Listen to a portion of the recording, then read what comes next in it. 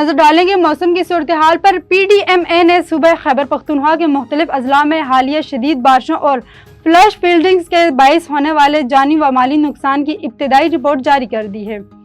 तर्जमान PDM के मुताबिक गुज़श्ता 24 घंटों के दौरान मुख्तलिफ हादसात में 144 अफराद जाँ बहक और 15 जख्मी हो गए हैं। जाँ बहक होने वालों में 126 मर्द और 8 खवातीन और 12 बच्चे शामिल हैं, जबकि जख्मियों में 12 मर्द, 2 खवातीन और 1 बच्चा शामिल है।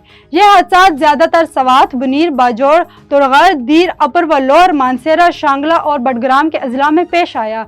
सबसे ज़्यादा मुतासरा इलाके बुनीर, बाजोड़ और बडग्राम है, जहां रेस्क्यू ऑपरेशन ताहाल जारी है। मुतासरा इलाकों में रेस्क्यू सरगर्मियों के लिए सूबाई हुकूमत की हिदायत पर 2 हेलीकॉप्टर्स भी रवाना कर दिए गए हैं ताकि अमदादी कार्रवाइयों में तेजी लाई जा सके।